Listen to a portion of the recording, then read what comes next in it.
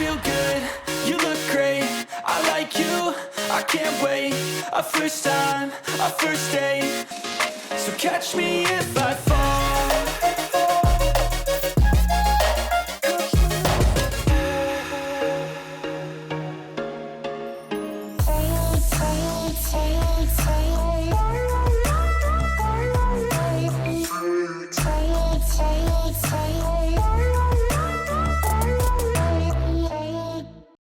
Ladies and gentlemen, welcome back to Perspective with Itu.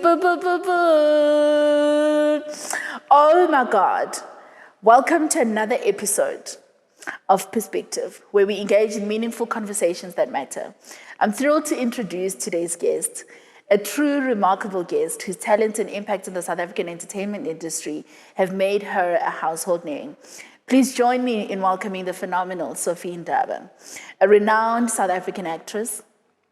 Sophie gained immense fame for her portrayal of the iconic character Queen Moroka in the widely acclaimed soap opera Generations. Her dedication to the role and compelling performances have captured the hearts of audiences for many, many years, solidifying her position as one of the nation's most cherished stars. Beyond her exceptional acting prowess, Sophie Ndaba's journey extends far beyond the silver screen. Her illustrious career has been adorned with numerous accolades and awards, darling, a testament to her immense talent and contribution to the world of entertainment. But Sophie's impact doesn't just stop there. She's not only an exceptional artist, but also a compassionate advocate for philanthropic causes such as diabetes awareness and many, many others. Shoo! Now today, we are so honored to have Sophie Ndaba with us to share her perspective. So without further ado, Sophie Ndaba, welcome to Perspective. And I'm so looking forward to hearing your perspective on life and certain, things that we all go through. Thank you so much for having me, too. Mm-hmm. I'm absolutely honored to be on your amazing platform, to be able to share with your audience. Yeah. People that have probably followed me for years, some meeting me for the first time. It's always great to just engage. Yeah. I think you're such a phenomenal woman. Okay. And we're going to dive into that, But I want to start here.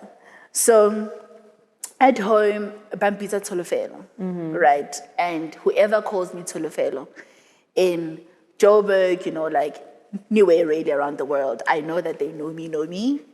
Like, there are just certain people who know you, yeah. Right? Yeah. So what do they call you at home? Sofla, Bampiza Sophie, Bampiza Sofla, Bampiza Sephora, many names. They call me many names. Family obviously will always go into my other names that they know. Yeah. But friends, Sobzito, Sofla, Sophie. I think it just depends on the mood. It always depends on the mood with people. Yeah. Whether it may be family or friends. I mean, when people get comfortable, they call you all sorts of names. Anyway. Yeah. Well, today we'd like to get to know Sofla, Libo Sofzizi. Libo Sofzaza. You know what I mean? Libo Sofzaza.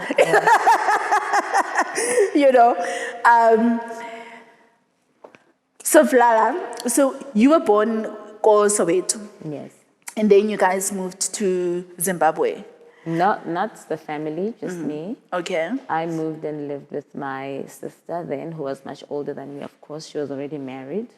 I was probably 8, 9 years old, somewhere there when I moved. And it was just a strategic move for my mother to Zimbabwe, of course. And she was a daughter of a chief from Zimbabwe. And because of the fact that her dad had 2 wives, South African wives, so my mother came from the South African wife, from Kimberley. And because I had the heritage of my grandfather there, most of my aunts, meaning his other children, were in Zim. So it made sense. I mean, for a 9-year-old, it didn't make sense. But for my mother, it made sense. For my parents, it made sense because they were very sickly people and they just thought, we want to give this child an opportunity to be something better than what she is. And hence the move. And I lived with my sister for a while, and eventually I didn't want to live with my sister anymore. I moved to an orphanage. And what is your earliest memory of you growing up before, like you were 9 years old and you moved to Zimbabwe? Like, were you like a shy girl? Were you like playing thing with like friends? Were you like that girl? Like, what was happening? What was the relationship like with you and mom and dad, you know? I mean, I don't know if I was spoiled, but I think I was spoiled because I was a happy child. I think happy children are spoiled children. And when we say spoiled, we don't mean allowing a kid to be out of hand, but it's just love. Spoiled kalerato, you know? And I believe my parents gave me that love. My grandparents gave me that love. Kokeishining, Kosoweto, and, you know, I was that child on Dlala Party, naked Dlala Kostrate, naked Dlala Scotch, little party. So if you are my age, you'd understand what is party, Scotch. I don't know if they still play it, Kostrate. Yes, they do. Yeah. Strata, you know. And Nernaldi grapes in our yard. We had a little vineyard, very advanced. Little vineyard, the something. There's always things in our yard. I mean, my grandfather was quite resourceful and quite interestingly, he loved the garden with his heart, you know. So as a child, I grew up understanding what it means to just live the outdoor life, the lifestyle. Strata Bariamo Jardin as a small child. And I had friends from opposite, from down the road, and we've grown up together, and even up till today, we are friends. Nice. Yeah. How did you feel moving to Zimbabwe? Like your mom saying, I'm going to send you to Zim. Yes, their intentions were good, right? But you, as a 9-year-old girl, and that, like, you're just thinking, why is she sending me to Zimbabwe? And I just want to relate. So now I was taken to boarding school when I was very young.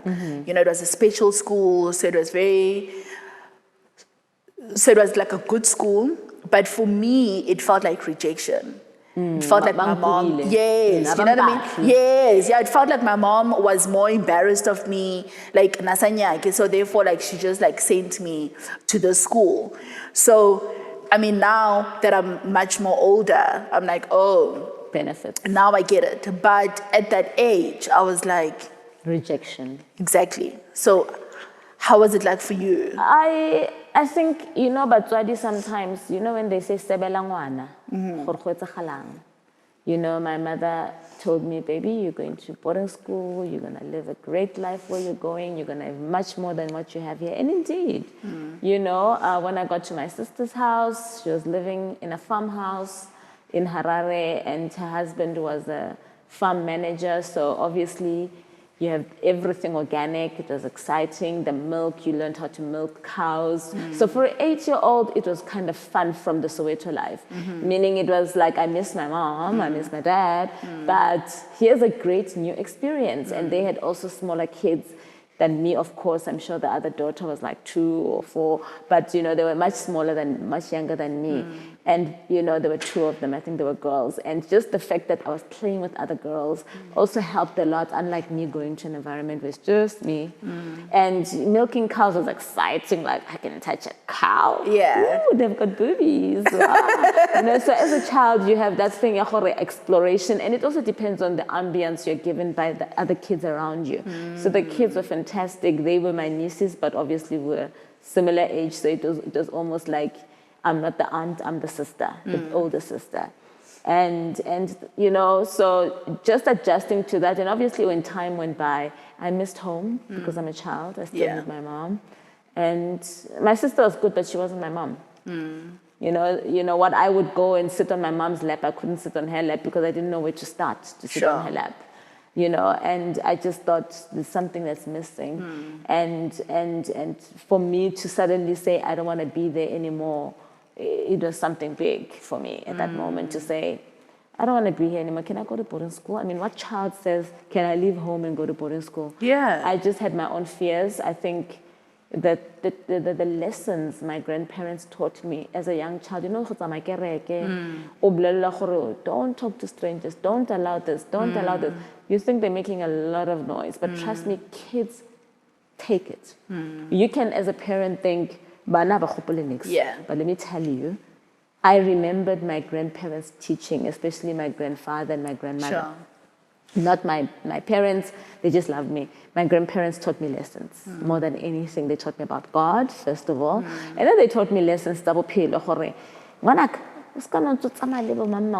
you're young, you're like, what's this noise? I'm still a child. Can I just play? You know, so that helped me a lot in my decision making, even as a young child, to say, I do not want to be here anymore. I mean, what child wakes up and says, I don't want to be here anymore? Is it because you're not eating the sweets that you want?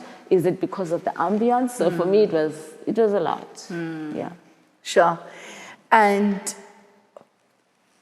not having mom there, did that spear up a way of like rejection and loss? And then like you felt like my mom is not here, so I'd rather be alone. Yeah. And I'd rather just like hustle my way through. Yeah, I think as I went maybe age 9, 10, somewhere there, I don't think it was much later. I don't remember even staying in that house for long. I think maybe it was even less than a year actually. Because at Christmas time, I was writing my mom a letter and I was like, you better come fetch me. I don't want to be here. And it's not like I was being beaten or starved or anything. I just didn't like my sister's husband. And I just thought, oh, unality tendencies. What 9-year-old assesses tendencies?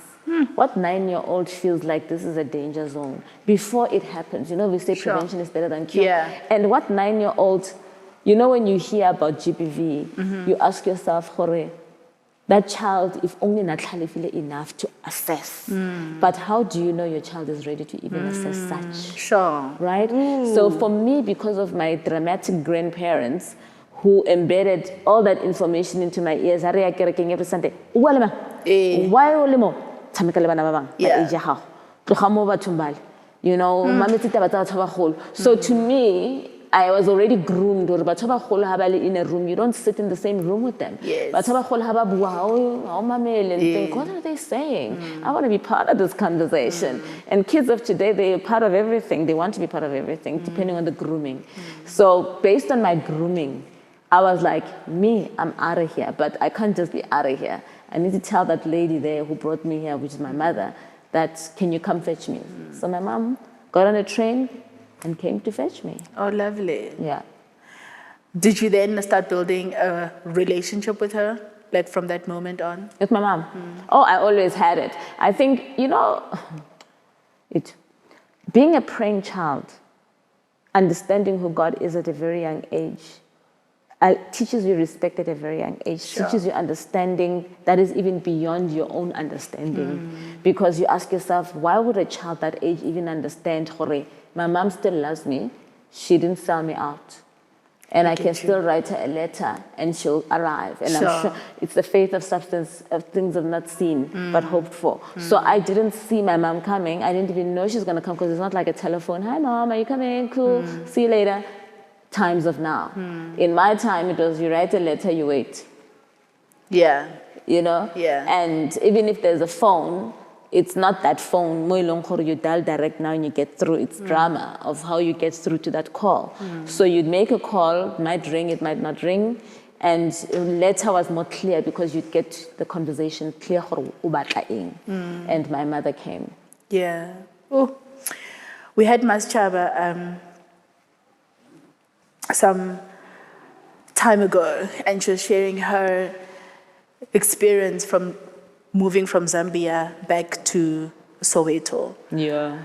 What were the difficulties that you faced when you moved back from Zimbabwe back to Soweto, and now you need to be learning a new language again, and there are certain like culture norms that you now need to adjust to, you know? Interestingly, when my mom came, I knew I didn't want to go back to Soweto. I derailed her. And I said, I want boarding school. I couldn't promise the boarding school. I was a smart kid. I was like, show me the boarding school. Now, my mom couldn't afford boarding school of any kind because she was sickly. you know, Koba Nemba school. So why would she now have suddenly a lot of money to take me to some fancy boarding school, whether it's government or not? She didn't have it. I mean, I don't think she was even exposed to that because it's a foreign country. It's her father's country, but her father died a long time ago. So here I am saying, boarding school, mama, make a plan. So my sister said, oh, I've got a boarding school.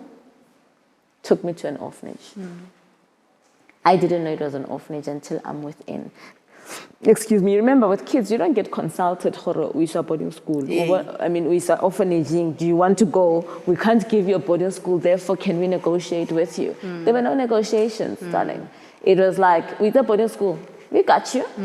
It's in a suburb, you know, it's very posh. And I'm like, ooh, nice, boarding school. Can't wait to mingle with other kids. You know, I knew I knew I miss my mom a lot, but I also knew I don't want to go back to that poverty. I want to rise beyond that, right? And it's something that was in me, but I didn't know how it was in me. I just knew it that I'm not going back there now. Sure. Not yet, not just yet. So as I entered the orphanage, there were 4 houses. 4 houses, meaning there's probably the blue house, the red house, the green house, the yellow house. I can't even remember which house I was in, but I was in one of them where you have dormitories, kind of like a boarding school. You've been to a boarding school, so you know you've got like 8-10 beds in one room. You've got a matron that you report to. If you've got pocket money, the matron keeps like a jar of your money, and on weekends you go and spend it if you have it. If you don't have it, you just watch other kids, and they sometimes share with you if they feel like it. So that was the beginning of my connection with God and just taking my relationship with Him to another level, because I was in foreign land. Didn't have my mom there, was told, pretend you don't have a mom and dad. So you can't talk about mom and dad. You have to also pretend, because you're in an orphanage, that you don't have parents. So when other kids are crying, you're also genuinely crying because your parents are not there, but they're alive. So they said, you've got the upper hand. You're still going to go back to them. These ones, 0. They don't have parents.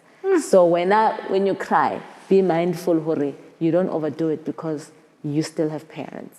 So it was just an interesting journey. And it was like my life was in phases. It was the birth. It was going to Harare. And it was also then staying in Harare and going to an orphanage that was like season 3 for me, you know, of the movie. And I just enjoyed the orphanage because of the ambience, because of the lessons, because of church. I remember I was brought up in church. My grandparents, every Sunday, every Friday night, all night prayer, something's happening. So by the time they said there's a church here, there's a chapel, I was like, I'm within. I didn't need anybody. I was like the ringleader to say, let's pray like this. You know, so I was like very chacharach, if I can put it that way. And I really enjoyed it. I think I just didn't enjoy it on Sundays when other kids were being viewed to say, how about this one? How about this one? Can we adopt this one? They said, no, this one has already been adopted. The parents are overseas, so they're going to fetch her in about a year. But she's already adopted. So it just derails the people that are coming to say, you can't choose her. But that's simply because I had parents. So I was not looking for foster care at that time. So that's where it really changed the atmosphere. So Sundays were like my worst, because now my friends are not playing with me. They're told to play there. I'm told to play there by myself.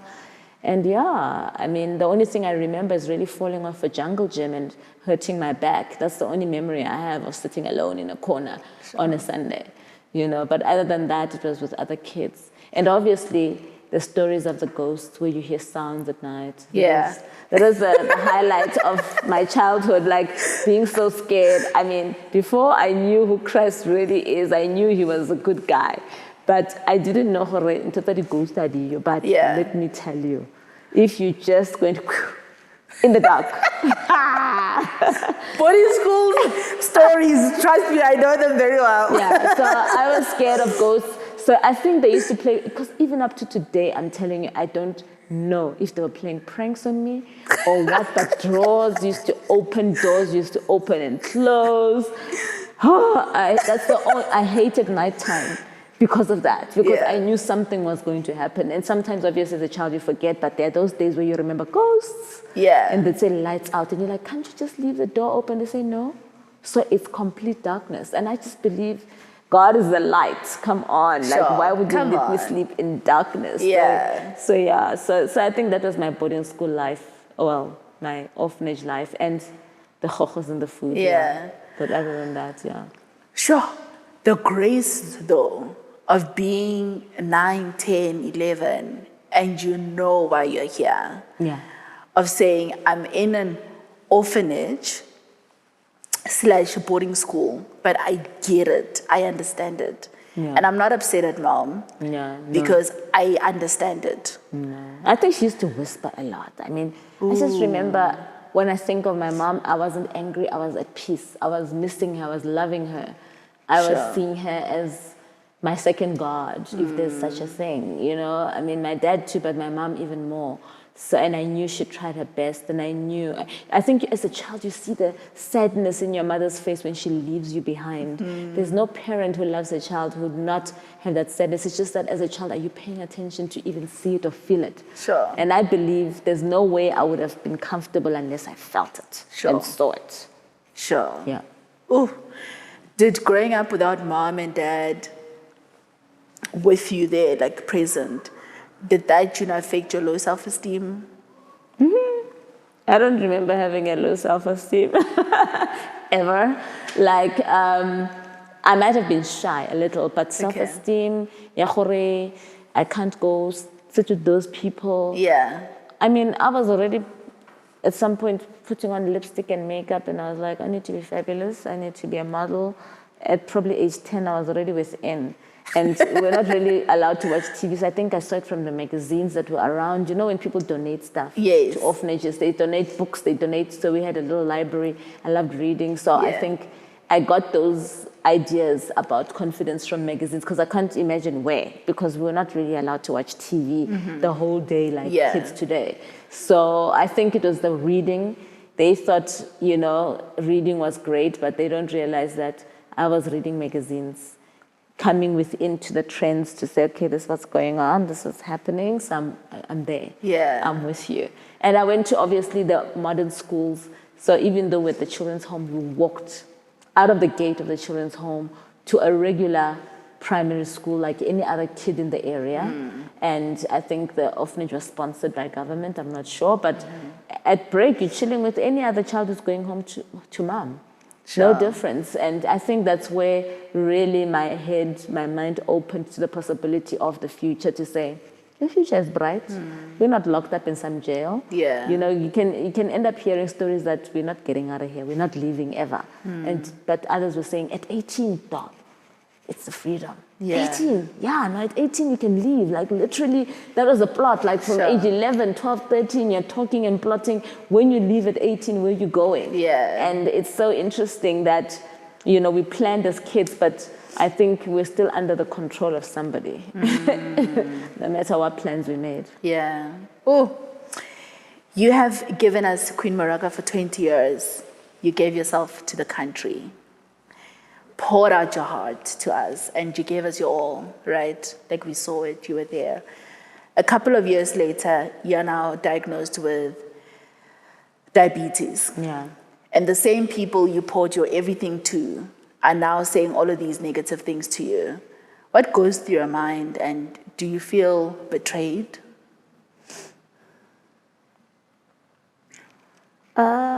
The Bible says without knowledge the people will perish.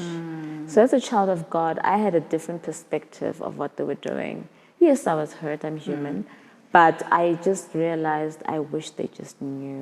Sure. I wish they had information. I wish they would get tested themselves. I mean, you had people saying, oh, she's dying of AIDS. Oh, she's dying of cancer. Oh, she's dying.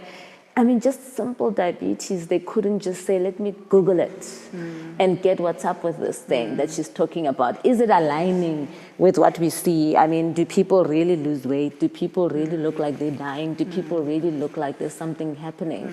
And unfortunately, all those thoughts came to me after, because at that point, I was already in my depression phase of my own things. And by the time we're dealing with, is it diabetes that's stressing me? I don't really think so. I think as a people in G, we go through a lot. And a person who's observing from a distance has got their own opinion of what they think is eating you up. They assess, they conclude, they announce. Oh, she's this, she's that, she's that. This is what she is. Presenting it. This is who we believe it is. This is what we believe Sophie is. And I think it was just premature because when I got an opportunity to address people, I just told them, I wish you could go get tested because you might just be, with the way you look obese, you look pre-diabetic yourself.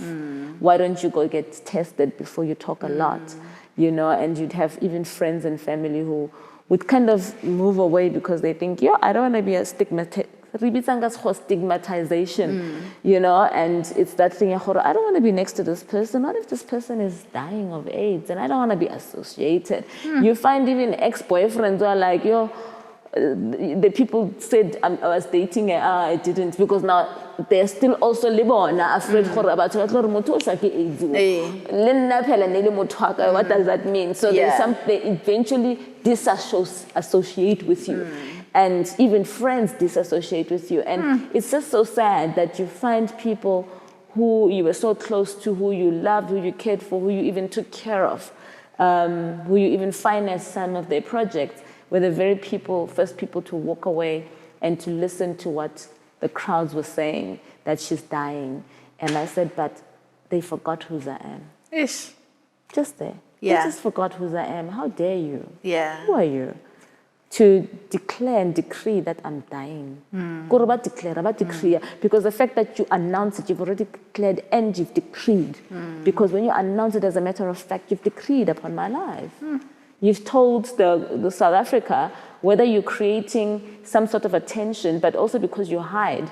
People don't even know who you are, the person who started this movement, because I call it a movement, because for people to literally be up in arms and they have a little long chat about you and somebody's saying, hey, mara go bed, hey, mara aguko bed, hey, mara, is that her? They didn't realize. I mean, there was something that I did with 5FM where I was invited as a guest. Now, because I was still in depression mode, what I see in the mirror and what I am were two different things. Ish. People don't know how deep depression goes. What I see in the mirror and what I am were two totally different things. They were not the same thing. You know, I see the fabulous Sophie. I see the slay queen of my time. I see the mother who's so confident, the full-figured woman who's so confident. I was probably wearing size 28, but when I look in the mirror, I'm 38. Sure. Are you getting that? Mindset. It's like a movie. Yeah. When you are looking in the mirror, you are this. So by the time they start showing me that I'm trending, hey, Sophie, and concerned people, my darling, please don't go out and take pictures.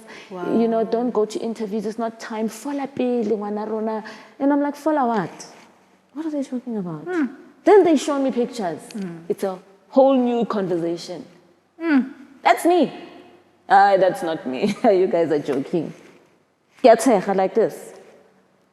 Depression is real. I think the minute people begin to respect the person who says, Hakishab, stop assessing them, stop deciding who they are, support them. And where you see they're not themselves, be the eye that can see better than them and do things without even permission to say, I'm going to help you, you've gone too far. There are times when you can talk and a person can rationalize with you. And there are times when a person has gone too far. Fair. And that's not the place to leave them hanging on their own. And I was hanging in my own. I was married. I was in a house. I was living alone for a long time. I hardly had visitors, you know, and because I shut everybody out, obviously, and I didn't have visitors, and the visitors were my kids, and my kids were traumatized, but they couldn't tell me because they could see I'm acting normal, and they think, but this person is oblivious to what's happening. She doesn't even see, you know, and I stopped working, I stopped doing stuff, I stopped doing my events, I stopped being creative, I stopped, literally, and my businesses went under. I lost most of my assets people who were bored would go to the media and give stories. Oh no, she's just lost the house. Oh no, she's just lost the car. Oh no, she's just lost this. Oh no, she's just lost that. And I thought to myself, it's okay. God will restore. But at that point, I even stopped praying it. Do you know what happens when you stop praying and you're God's child? Yeah. I stopped praying, which means I was in a hole. Because when you've got God, you've got hope. Yeah. When you don't have God, if you're a believer like me, you'd have nothing. Literally, you're waiting to die. And you're just observing, almost like looking at birds during the day. And you're there. And a lot is happening around you that I will talk about future interviews. Yeah. But I'm not ready to talk about all those things yet. But what I can tell you is that in that process of losing everything, I also got a stroke. I got a message. I'm sitting, Sekhu-Pedi, I'm sitting, having my breakfast, oats. I loved oats. And a call comes in, I don't answer. Another call comes in, I don't answer. And then a message comes in, and I'm like, oh, these people. I mean, it's COVID. Why would you be calling me 3 times? It's not like I'm going to drive and come to you. Yeah. So remember, I'm also half-half. Yeah. 1 minute I'm sane, 1 minute I'm not. 1 minute I'm normal, 1 minute I'm not, right? So somewhere in between, reality kicked in. I answer, I read.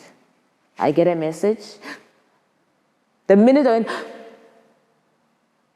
it was like, yes, Yeah.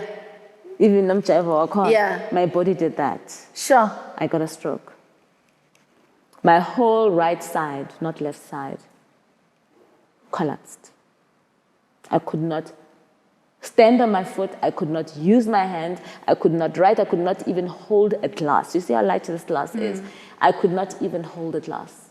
I couldn't do anything with my body on the right-hand side. My son was there. And I shouted out, but I couldn't speak on the right side. So I'm calling out, I'm calling out. It's COVID, huh? I'm diabetic. Gamo, it's COVID. Gamo, I've got a stroke. Gamo, I can't go to hospital. Because probably at that time, I don't even know if I've got medical aid or I don't. I don't know anything. I'm in another world. My son comes and he carries me. Because I was weighing 42 kgs, somewhere there. 42 kgs. My son comes and he carries me, takes me to the bedroom, and I start walking him through slowly, and I say, warm. Luckily, I was wearing, I think, a tracksuit or something. And I said, just lift the tracksuit to here, take off this top, let me stay with the vest. I want you to start pulling mommy. There's a boy who's like 18, doing his thing that he's never seen in his life. He doesn't even know what. And he's like, Mom, let me Google what to do. And he's Googling what to do, and he's pulling my arms. He's doing all sorts of things that I don't even remember. And every 3 hours, he was on it. On it for months. For months. If I go to the bath, I have to walk and hold and go to the shower. Shower, use one hand, shower the rest of the body, get back into bed. The key was massage. The key was circulation. The key was stretching. The key, that's what we knew. We didn't know anything else. And that's what we did. That's what he did, not me. That's what he did. I would use my left hand, of course. Yeah. You know, and came a show called Family Secrets, and we had been doing pre-production before. I was associate producer on it, and this is before COVID, of course. And they said to me, come, let's shoot, man. Government has allowed us to shoot. Let's just see what we can shoot. And then I said, guys, I'm not there yet. I'm not feeling well. They said, no, man, we got you. Come. So here I come. Now I need to cut carrots. I'm wearing flats. I say, what's the scene about? They say, no, you'll be in the kitchen talking about your child. We just want to do one episode to send to channel just so that they see if they like it, you see. So I said, okay, it's the opening scene. Yeah, it's the opening scene. Nice. Someone said, kitchen. They said, chop carrots. Do you know how hard is a carrot? And I'm right-handed, and I'm still on the stroke recovery mode. Yeah. And I can walk, but I can't walk in heels. I can move my hand, but I can't write with my right hand. So I needed to use my left hand to write, to chop. So I said, no, man, in the scene, when our props come, chop everything, and let me just finish off chopping the onions. Yeah. Softer, left hand. Yeah. This one, not working. The scene went on and on and on. And then they say, don't you think because she's like that slay mama, she should wear heels and just walk the passage? And I said, no, she's stressed. Change the whole script. Because it was my secret. I couldn't tell people I just got a stroke, because then everybody around me started panicking. Now I was feeling sorry, and I needed to focus. I needed to fight this thing, because remember, I switch in and out of character. So when I'm in Sophie mode, not in Sophie to the second power mode, which is the one in depression, I needed to fight a new fight. And I knew that when I get into my own lonely space is when I start stressing, and when the depression comes back, that mode comes back. You're almost like two characters. Yeah. So I knew that when I'm myself, that's when I need to fight. And that's when I started bringing God back. You know, Winnie, a friend of mine who's an actress, Winnie Ndaba, said, Sophie, there's a link here. We pray every night at 6 o'clock. Can you join in the prayer? And then I said, she says, Chomi, I just need you to be okay. Can you just at least stand as a song? I can't come to you, but I stand as a song. You know, friendships are very key. Yeah. And I went into that link. Every 6 o'clock, I was praying, listening, not sure what's happening, ning, I'm in that mode again. I'm like, whatever. Then I come back, and then whatever. You know, it was a process. And eventually I was in it, and that's what saved my life. I don't think she knows she saved my life yet. I'm still yet to tell her properly. But I'm telling you, it saved my life. Why? I came back to reality. Sure. I may have been depressed, but it wasn't that deep one. Then one day, just after COVID, something happened at home. Things I'll talk about one day. I then was angry. 3 o'clock in the morning. Went to see my stepdaughter in another town called Velkom. And I drove out. Took the fastest car in the yard. It was Maserati. Drove out in the Maserati. Yes, darling. I drove out, but it wasn't for me. It wasn't even about that. I don't remember even posting it on Instagram. Drove out and angry as hell, crying, driving, crying. I don't know how I made it to Velkom from Joburg. I was staying mostly in city. Went to Velkom, got to Velkom. As I entered Velkom, lights out. Crashed the car. Right? Woken up by paramedics. Ma'am? Yeah? Who are you? We've got a drip on you. Your sugar levels are very high. So my sugar levels were over 20. They were probably 24. If you put it on a machine, it would say high. It would no longer give you an unidentifiable reading, which means you're almost comatose. Right? That's when I prayed and I said, God, bring in a new fight into my spirit so that I can now dwell in your space alone and not worry around me. Do I need all these people? Do I even need this marriage? Because it's killing me.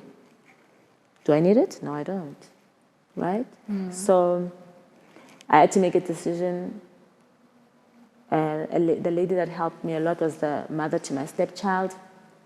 She was there by my side, amazing. She was a pastor, amazing woman. She stayed with me from the time of her, because I was coming to give her child birthday gifts, party packs for school. I was that mom, that stepmom. I would drive 3 hours just for you to say, school, it's your birthday. I'm bringing a cake and I'm bringing party packs. You know, I just love children. And I thought, it's her day. I'm angry, but I'm not going to disappoint that child. That's how I drove without thinking. Maybe I'll be more at peace as opposed to here. So she was by my side. Later on, everybody started praying, my friends, because it was already on Twitter, it was already half trending. She had a car accident, but she's not dead, you know. Then obviously my family fetched me with my husband then, fetched me, and I went home, and I had to regroup on, am I ready to start over alone? I've lost everything. I don't have finances, I don't have a business, I don't have anything. You know, I want to teach people that when a friend has lost everything, it's come to confirm. Because God's grace upon their lives is beyond your imagination. Yeah. When God says, I will get in the presence of your enemies, Yes. it's not just a line. God doesn't speak lines that are not doing words, that are not real.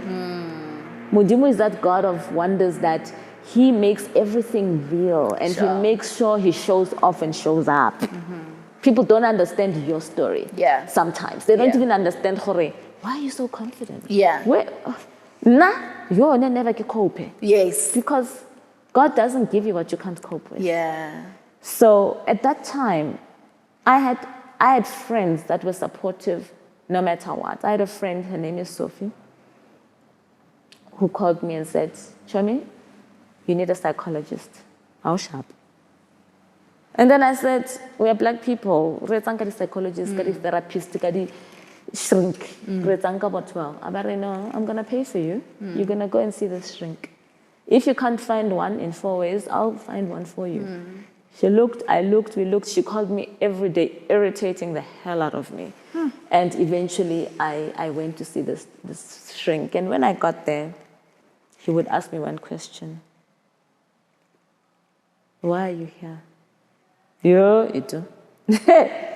There was tears from the beginning. I had an hour session. Something, and tears roll. He would say, take your time. And then bring a piece of paper and say, do you prefer to write what you're going through? Yeah. And then I'd say, yeah. And then I'd write. And then I'd stop. And he says, what do you want to do? And I say, I want to talk. Then I start again. Then before we know it, it's 1:45, the hour gone. Right? And by that time, it's time now to leave. My next session. At that time, I probably don't even have the money to pay for the next session. And I'm there. And I'm sitting there and I'm thinking, yeah, I need to talk to this guy, but this guy, he doesn't know, you know, exactly what's going on. This guy is not gonna tell the country, what are my secrets? Yeah. The secrets that I'm still keeping even up to today. He's the only one who knows them. Yeah. And he says, what do you want to do about them? You know, it's interesting where a friend will say, Chomi Ramlata, Chomi Ruketa. But a person who's qualified, will say to you, how do you want to address this? And then this is how you deal with a problem. You don't deal with it out of anger. You don't deal with it out of emotion, because any decisions made out of emotion are never correct. You regret them every time. Excuse me. So that's one person who taught me about my silence up till today. And when you're good and ready, when everybody has forgotten, when everybody's gonna say, Ubita. Bitter for who? I'm the one who felt the pain. I'm the one who went through the journey. What you think means nothing to me. Right? Because you've said it all. You've buried me alive. You've told me I've got all sorts of diseases. So why would I be afraid of you saying my dress is ugly? I'm cheap. I don't have money. I mean, that's the least of the things you can say about me. I lost my assets. I lost everything. So I then decided that I need to fight a new fight. And that fight was my exit strategy. And that's when, you know, the new season in my brain, in my life happened, and I was on my way to my promised land. Yeah? You know the promised land? It's always got giants inside, right? So you have to circle it. And, you know, I had my Moses around. I had a lot of people who were the Moses who were like, do it like this. Actually, lona checkang the giant is a promised land, because people think that when you leave something and you go to something, it's better. Yes. They don't know sometimes Yes. the promised land has got Yeah. the giants that you come from the wilderness, but the promised land has got giants. So Yes. it's also another wilderness, but this time you're more conscious of it, Yeah. right? Yeah. You're more aware, you're more clear. Hore. This is where I'm going. In fact, I know there are thorns, because at the beginning you saw roses and you were confused, you were excitable. Now, excitable.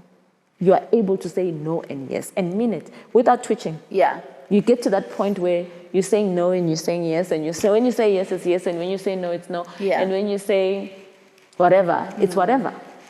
So I knew that I need to let go of absolutely everything and start again and not worry what anybody's thinking, because everybody has already said their bit. That is the worst things. So what possibly could they say about me even today that I haven't been through? Just think about it. I get AIDS, but look at the outfit, even friends and family were ready to go, you know. Twitter, you trend. Facebook, you trend. Last month on Facebook, there was this guy was saying, pray for Sophie, and I ended up swearing at him, and I thought, no, it's not my levels. I can't be swearing anymore. Let me just laugh. You need to start laughing things like that off, because you know there's triggers that will always be there, but you need to start learning now to manage even the triggers. The other day, I went to see my dentist, and he had put crowns. And I remember in that journey, I fell and lost all the crowns. Fell on my face. So a lot was happening that nobody knew about. And he was there. He sent me on emergency, and he sent me to another doctor, and he put temporaries, and he did all these things. And he called me, and he said, I want to see you. Just recently. Just after that call, I sobbed. Why did I sob? Because I just remembered that season that I fell and that this guy rescued me. And, you know, like a lot came back. And by the time I went to his practice, I was smiling because I had done my bit in the house, and I thought, hey, trigger. So I'm a trigger as a ezane, because the devil will test you every time. So I thought, no more trigger. Even if the triggers come, I now need to strategize how to manage even the triggers, because now you're managing so much around you all the time as a person. So now I needed to begin to manage these triggers, to say, don't trigger. I'm going to hear a name and go, but these days when I hear a name, no movement. Peace. I drink my glass of wine, and I'm like, What did you say? man. Oh, okay, Choni. Oh, nice. Okay. You telling me because? Not interested. Yeah. So you gotta get to a point as a person where you're not interested, and you understand that I'm still knocking it on my promised land. God has promised me. He's not man that he should lie. Understand that for starters. He is not man that you should lie. And in that process, God locked all the doors. Now, let me teach people about when God locks all the doors, it means he wants to create a new one. I get what's about promised land. It's where you're going to live, your home, your new whatever. But then there's that thing, the purpose. Because remember, we are here on earth in a purpose-filled life. Now, God was saying, when I was making you popular because I want to use you for something different. We're not a celebrity. Please. That was a season. I'm taking you to a new season. And in this new season, I'm going to teach you new things. Glory to God. Let me tell you, I'm in a new dispensation and I'm untouchable. Doesn't matter what you say, what you do, what you skinner about, what you... makes no difference. In fact, that 5 minutes, you could have come up with a good business idea for yourself. Right? Yeah. So I'm on my way to my new purposeful life, and God, do you understand? I remember sitting in my bedroom floor, going back to my house now.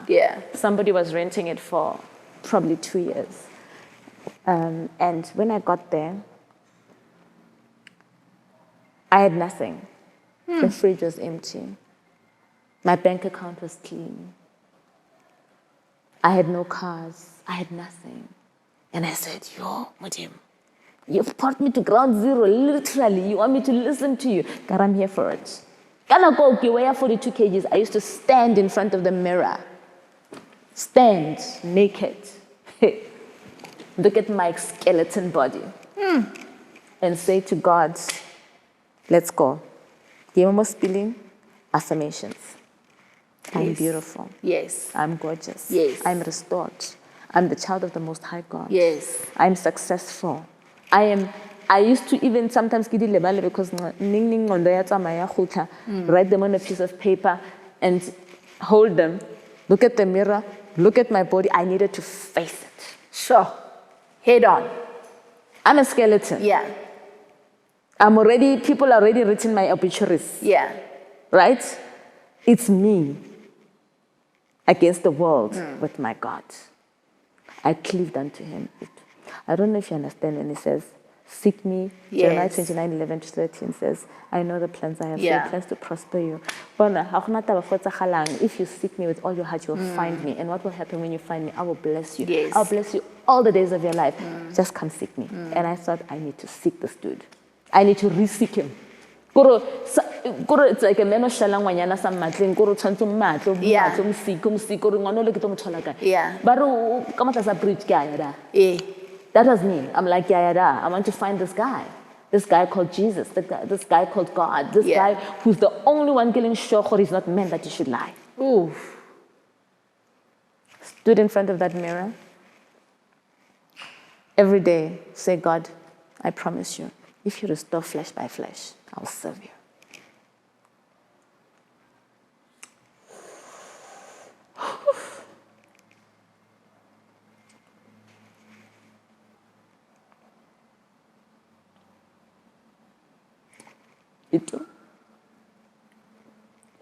We serve a mighty God. And anybody who doesn't know who God is, I feel sorry for them. Yeah. I'm crying tears of joy because I'm like in disbelief. Nah. Sure. He restored me. It's not possible. It is not possible. After all that I did wrong, even after I knew the difference between right and wrong, he said, vengeance is mine. When after all the things that wronged you, focus on me. Focus on Keep me. your eye on me. Yeah. You know, so every time I think about this story, tears just start rolling because I'm still up to today in disbelief. There is a God who restores. There is a God who is a yes and an amen God. He's faithful. Oh, Even when we are not faithful. oh Lord. He's faithful. What an amazing guy. Yeah. What an amazing guy. You know? Thank you. You know when when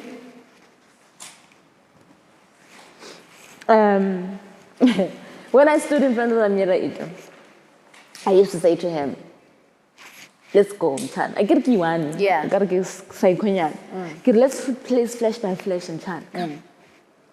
Booyah, let's fight flesh by flesh. Let's start here because this is where I'm most uncomfortable. From the girl whose songs were made about my bootyliciousness, English figure, next I understand what is English figure until I heard it and I was like, yo, can't even trauma NJ. I was to say I'm an English figure.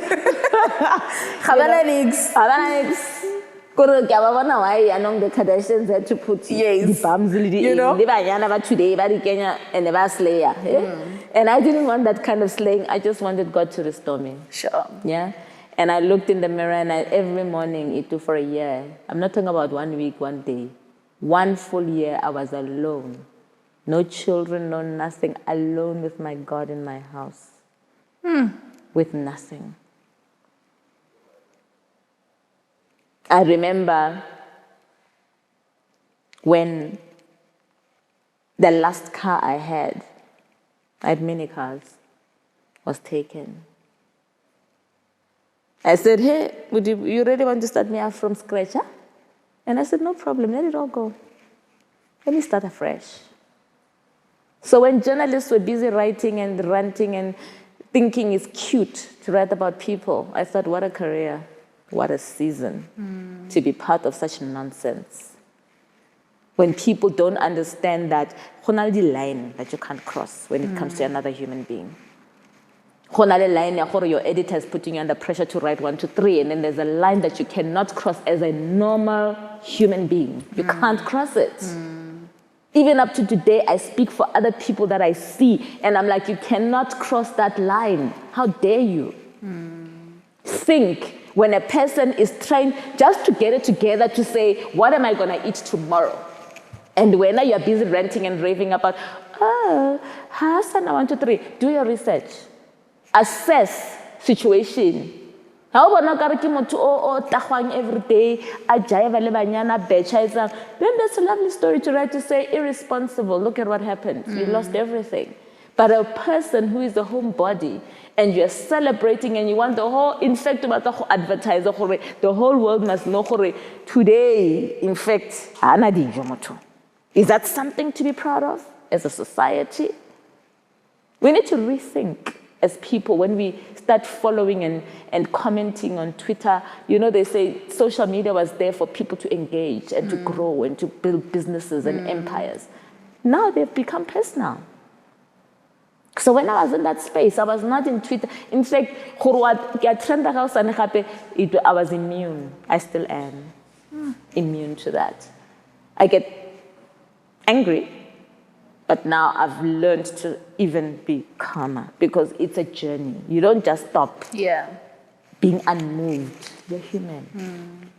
But you are moved, but there's a way that you work an attitude, there's a way in which you accept it, there's a way in which you deal with it, there's a way in which you address it. That is very different. And here I was, my only focus was, God, bring back my flesh, flesh by flesh by flesh by flesh. Bone by bone. You're a God of restoration. You will rebuild this body. According to the matrix where you see a body changing and then something's happening. I said, my God is the matrix himself. Sure, come on. And you will restore me. Yeah. I would go to the bathroom to brush my teeth. In my mansion, darling, by the way. Brush the dogs, the puppies, nice. Then like it's 5 weeks shop walk good morning, Rabu, darling, and then but I go back to my reality in the house. You call those people you used to help and say, they don't even listen to the rest. I'll come back to you. Ish. But I love those more than I love the good ones. Why? Because God helped me to delete. God helped me to sift through what is necessary and what is no longer necessary to me. You know, He allowed me to see who is real and who's not real. There's still those that still pretend. Yes. And they can even still say, I'll support this. But at the back of their minds, they want to still go for like because they know maybe they owe you. Hey, Montana Pella, hey, nan shapaka di 100K, nan gezang, so something, keep on say something. Hi, get our shapaka 10, chumi, you know? And then there are those that were really there. Yeah. Even up to today, they were there, you know? And that's when you see the grace of God. Who's right, who's wrong. Modimo, like I said earlier, uta clean out your whole business and say, you are my business now. Have you ever been God's business? Yeah. Are, you are now my business. Yes. Your business is my business. You are my business. Yeah. So there's no other business but me for now, until further notice. So my business right now is me and my God. Sure. That's my business. And I'm not scared to tell anybody who's willing or unwilling. Hakira. Even those that don't like you, they follow you, darling, and they peep and they say comments and they want to comment, but they don't like you. And I'm thinking, hala, you are the ones that are going to make my brand value go higher because you're still following me, even though you don't like me. So never, ever dislike people who don't like you. They must come on. They're going to add to their brand value. They're going to add to where you're going because if 20 people must comment, 5 can be good and 15 are wrong, but the 20 commented. That's all you needed. You needed the 20 to be in. So I'm working for being within God's purpose, the new purpose. And the new purpose is the projects that I'm working on now. Wellness projects, teaching people how to live well, how to eat well. That's part of my purpose. And why did God make me an actress? So that people can know ke Sophie Ndaba. Not for me to be a diva, not for me to be a celebrity. You can celebrate me forever, but the purpose God wanted me to have a following so that when I speak and I say, do you remember me? I weighed 42 kgs. Then another woman will say on Insta, Bantecha, they're teasing me, AIDS. I'm in that position to help this woman from committing suicide. A new purpose. A purpose a price tag of the millions I used to make.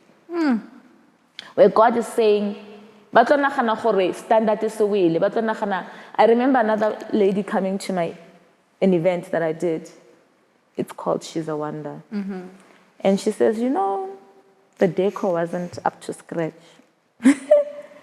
And I laughed because I thought,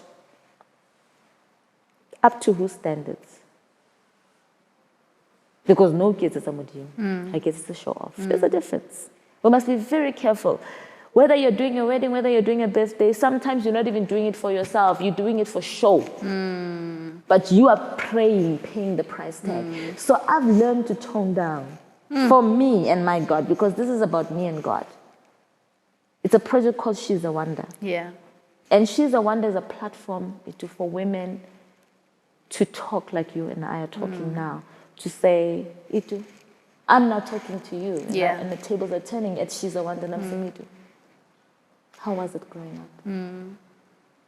How was it being a sister, a friend, a parent, whatever it may be, a partner to somebody? How did you find it growing up? How do you find it now? Are there people still at you and thinking, do I have to say this and that, and how do you take it? So She's a Wonder is a platform where women find healing. During COVID, I did something called Healing with Sophie and Gugu. And I interviewed a lot of people, women who were raped, women who were abused. I thought it would heal me. It literally traumatized me because I don't think I was ready to hear what other people were sharing. Now, She's a Wonder is a different platform. It's a platform where women are going to come together and share.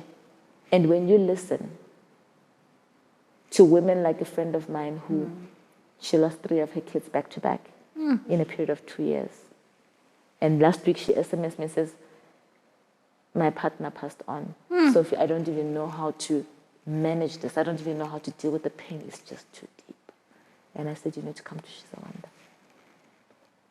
So this platform, my darling, is going to be an online platform. It's going to be a platform. I don't even know how I'm going to do it. By the way, I'm here. And I'm still figuring it out because it's God's project. So He's going to give me to say, wake up today, you do this. And I do it and I follow. So all I've done now is I've done the event for Women's Month. And you have another one on the 19th? Yes. Of next month? Yes. So for Women's Month, 19th of August, we're launching Women's Month series. Next year is the real activation. This year it was to say, hi, we are She's a Wonder.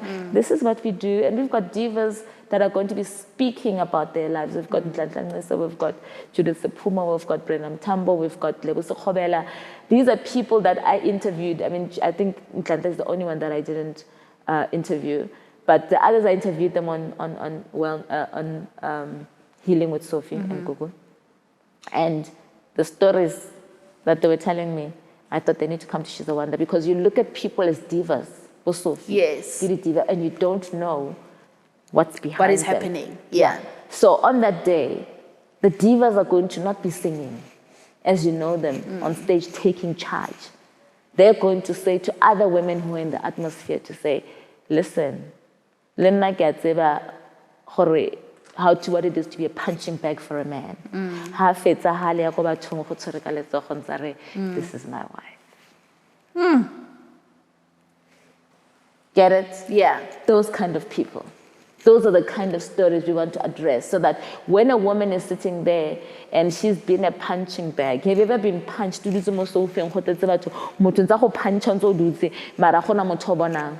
then hale walk out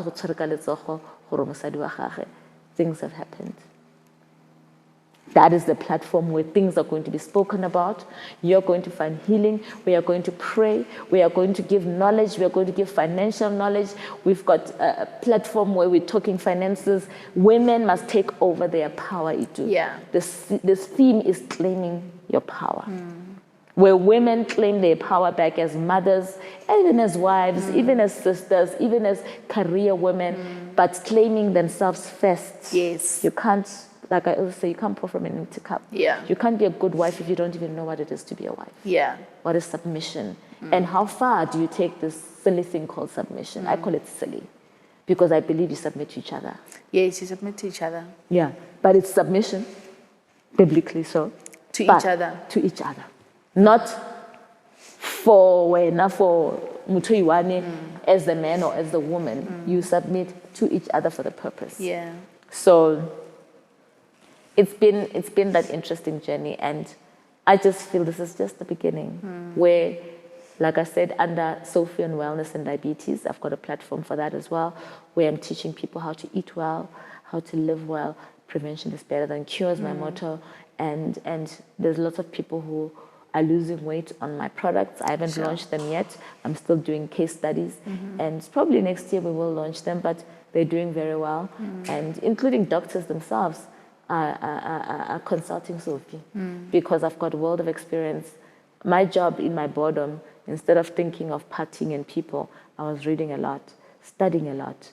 I've got doctors that I consult because I'm not yet qualified, but very soon I'll be a qualified wellness coach, and I'll be able to have my own practice where I'm going to say, "Iti darling, we talk about to get rid of what? Come, honey, let me help you. Yeah. Let me actually rearrange your pantry. Yeah. And let's put great things into your pantry." Sure. You know, and I think, yes, I've always loved events and weddings and whatever. I still do them. But it's not like, oh my gosh, I need to do them. If I don't do them, I'm frustrated. Yeah. Definitely. What I'm doing is more exciting. Yeah. And trust me, where God is taking it, it's bigger than any event I've ever done. Sure. Like those events I used to do in Dubai, Mauritius. Yeah. Please, that's nothing to what God is about to do. Watch the space. Oh. Wow. It's a lot. So, Sophie, in my book, What Do You See? I talk about physical scars, but I also talk about scars that are within. You and I, we've had both, you know. Have you healed from those scars that are within? I wouldn't confirm to say I've healed. I would say I'm still on my healing journey. Just because a person is walking, talking, laughing, shedding tears of joy, it doesn't mean they've arrived. Yeah. And as a person, I want to encourage women as well to not say, just because you walked out successfully and you got a new job and a new car and a new money and this and that, you've arrived. You're not yet there. When you start helping other people, Yes. is when you know you are almost there with your healing, because now you are able to take your experience, impart the knowledge of wisdom onto others. Yeah. Through your own personal scars and experiences. Yeah. That's what you're doing now, saying, let me talk to Sophie. Yes. She looks like a girl who's been through a lot of pain. And sometimes it's like, hey, why it does a one? Why about Kenya? That's not God's vision. God's vision is what we're doing now. Yeah. That is in Zimland. Yeah. You are now Mland. Or whatever they call it. Yeah. The party. This is the real party. Yes. The party where we impart. Yes. And we create a platform where another two ladies are listening and they learn and they impart as well. Exactly. Because of their own personal journeys. Yeah. So I would say I'm well on my way to healing. The triggers are still there. They still get me. You triggered me just now. You know, when you just asked me one question and I went on with a lot of things. Yeah. And then I ended up triggering myself. You see how it is? Yes. Sometimes we blame people. Yeah. And we don't realize, we trigger. Sure. We trigger what it is that we are trying to heal from and we're not yet healed from. And then you realize that it triggered you. Can't do this thing in Shapile deep so. But I'm in that place where my tears now are of joy. Yeah. So if you see me cry in any platform, it's almost like when you're in church and you praise and worship and the Spirit of God is just there and you're just saying, Lord, I am yours and I'm on my knees for you. And you're sobbing like a child. That's the kind of tears I'm at now. Because you're grateful. I'm grateful. Yeah. So whatever tear you see of mine, please don't make it trend and think.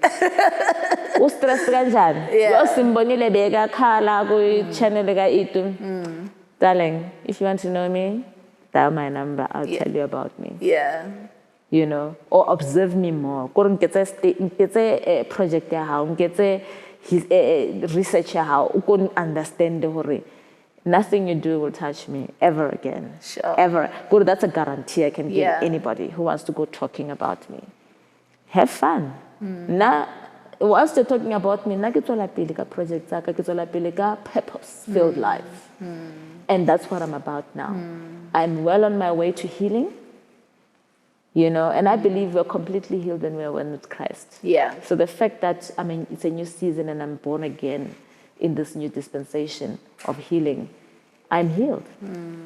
It's just a matter of how I feel I'm healed and how I translate it. But let me tell you, I believe I'm healed. The reason why the world is so toxic and people are so toxic is because people are wounded.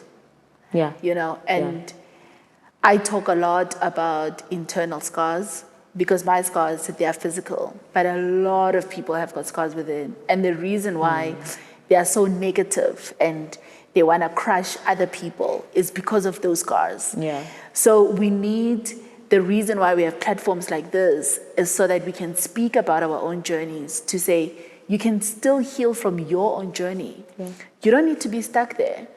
And I have realized that every single person that has hurt me before, not now, it's not going to happen anymore. You can say anything about my scars. And God's watch. Like, you can say anything about my scars. I'm sorry. But you can't get to me in that level because I've gone through my own healing journey with God. And I just want to encourage you to say, people are wounded, Sophie. People are wounded. People are scarred. The world is scarred. The world is so scarred. And now the reason why we have Black Twitter is because of those scars. People are not saying it from a full place. They are saying it from a wounded place. So I have actually started feeling sorry for people. Me too. Right? Yeah, you feel sorry for them because you say your own life is a mess, so you feel healing talking about mine. Exactly. Because I can tell you now, anybody who's a happy spirit, a happy person, a godly person, will never, ever, ever, no matter what, talk ill of you. Exactly. They'll never celebrate. Like if somebody says, hey, unatsamaya ebe wigi ewa. Oh, okay, I'm sure she picked it up. Sentence because she's exactly. But another person will say, what? Exactly.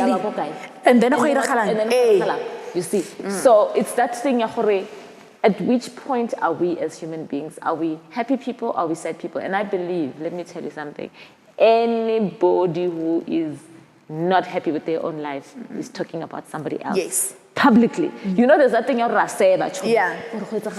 I can understand who said. Yeah. To the point where you go to social media, write about somebody, comment ill, in an ill manner about somebody. Yeah.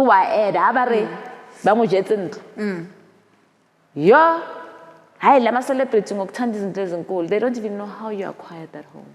They don't even know the fruits of your labor. Some of us were not just on screen. We were busy cooking and catering and being chefs to put the next tile on your floor. They don't know that the sleepless nights, 1 minute you're reading scripts, 1 minute you're cooking. They don't know anything, but they've got a comment on why they believe you lost your car, Yeah. you lost your house, you lost your marriage, you lost your friendships, you lost your finances, you lost yourself. They have the answers. Those are broken people. Yeah, it's broken and people. these days, I pray for them. Yeah. If anybody writes about me, I say, Lord, speak to the hearts of this person. Free them of all the pain that they're going through, whatever pain it may be. Exactly. And insecurities that they may have, that they're imparting on me and my situation, and using my situation to free themselves. I pray that you find peace. I'm at a new level Sure. of fight. Come on. My new fight is a new fight. And Yeah. I'm in that fight where write what you want. Say what you want. The worst has been written. If you've said, I'm dying or I'm dead, if you say today, I've lost 1 million, or you say I've lost 2 million or 10,000 or whatever, really? That's a joke. If I've lost me, there's no more me. So all those things don't matter. So speak on, honey. Speak on, but remember, the fact that you're speaking, you yourself, you're a wounded soul. Yeah. Sophie, we've come to the end of the show. And I've got one last question before we get to the last segment. You've got 2 hands. You've got 10 fingers. Blessed by God. Are you reaching your full potential? I would say yes. I like the way you said it, reaching. You didn't say reached. Love it. Grabbing. Yeah. Grabbing with Yeah. both hands. Yes. I am grabbing everything. It starts here. It starts here. I hear the voice of God. My heart says yes. I begin to implement reaching. Sure. We have now come to the end of the other segment. And now with this segment, I'm going to ask you your perspective on various things. What is your perspective on power? It depends on how you define power. I believe that I'm a powerful woman. I believe my name is King Sophie Yes. because the power that I possess now, even Sophie Oluwapili doesn't know she had it. Sure. So that's how I define power. Knowing that I've got King Jesus as my leader, therefore I've got all the power to make things happen that I never even imagined I could make happen. That's my power. What's your perspective on spirituality? We are spirit beings. That's my perspective on spirituality. People don't realize that we're spirit beings. You know, like when you talk about a handsome guy or a slave queen, Yeah. and you think that's the perfect person. No, go look at the soul of the person. Go search what's inside. We look at you, this is just the flesh, though. In my heart. Yeah. The best dress or the best shoe or the best necklace, Yeah. I don't care. I'm interested in your spirit. So Sure. we are spirit beings. So therefore, spirituality is who we are. We are spirit beings. Therefore, life is spiritual. Yeah. And you need to understand that as a Christian girl, I know there's paradise, right? Yeah. So I know, Hori, if my mother, now that my mother is gone, I know she's in a good space. Sure. And I know spiritually so, she's out there. And I know I've got guardian angels guarding over me. So I know that when I pray and I say, Father, I'm driving to Cape Town. Let the angels cushion me. I already know what's happening. That's my spirituality. That's how deep I go with my spirituality. Sure. Yeah. I love it. What is your perspective of family? Hey. After God, it's family. You know, I used to watch people say, I'm fasting, I'm praying to get pregnant. Yeah. And I used to think, really? Fasting, praying to get pregnant? Why? Manava kiri drama. I had to be alone. I had to be lonely to realize that if my children are not there, besides God, I don't think I'd still be here. So, family, that's my family. Sure. My children, right? And I look back and I say, I wish I could have done better. But it's any parent, any family, it's never too late to rebuild your family, restructure. So that's how I feel about family. What is your perspective on mental health? My perspective on mental health is that mental health is real. What is mental health? It's deep. But what I can tell you is that if you're not together here, you cannot function anything. Yeah. You can't even cook a meal. You can't even go and take a bath effectively with your bubble baths and salts. Simple things like that that look like they're very simple, but if you are affected here, your appetite for things changes. Sure. When you sit outside in the sun, you're no longer appreciating the sun and saying vitamin D and saying, darling, where's the glass of wine again? You know, you are, mental health is deep. You lose yourself. You become somebody else, something else. And that's not what God brought us here to be affected like that, where you're not in control. We are spirit beings, therefore we are in control. And the minute your spirit is taken over by another spirit, it means your mental health is affected, because now you're almost under a trance that you're not in control of. And I know also well what it means to be in another world, you know, and I know it also well how dangerous it is. When you see the signs, run. Yeah. Run. You spoke a little bit about purpose, but what is your perspective on purpose? Why are we here is my perspective of purpose. I've always asked myself, of course, but, you know, I got caught up in the lifestyle. Yeah. Celebrity, what. Yeah. Business, being a multimillionaire, having everything I want, traveling the world, you know. But then, was that a purposeful life? No. It was a fun life. It was not purposeful. It was just fun. You know, yes, I worked hard in it, but it was mostly fun because worked hard, made money, had fun. So purposeful life is remembering, going back to spirituality, who we are, why are we here, are we living within our mandate? Purpose is mandate. Mandate again. Why are you it? Yeah. Why did you even write that book? Your purpose was to write that book. People can read it. Your purpose was to have it do online show, so that you don't have to be going to get a channel to give you authorization to tell your story. You tell it the way you want, when you want, how you want. Yeah. You're living a purposeful life. You're not waiting for anybody to make it happen. You are walking towards your purposeful life. Yeah. I love it.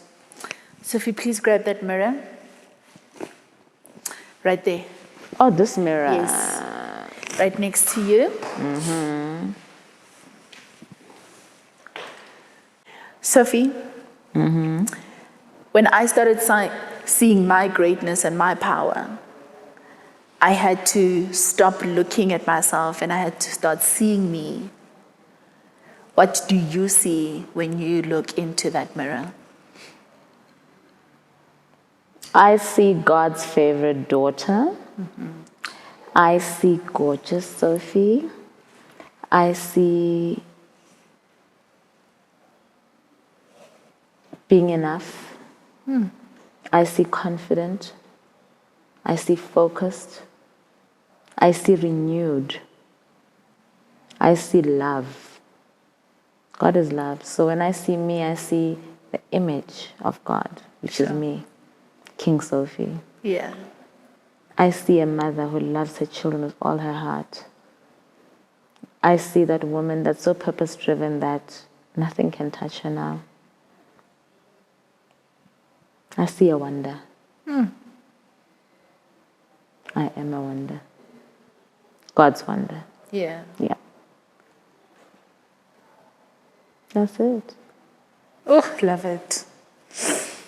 Love it. Sophie, a candle tried to burn me. It also tried to ruin me. But that very same candle lives within me. And You're the light. And I You bring light. love the light. And I'd like to say to you as well, and to your candle that lives within you, to keep shining. Amen. Amen. And from me, Mrs. Itumeleng Sekhu-Pedi, keep your perspective alive.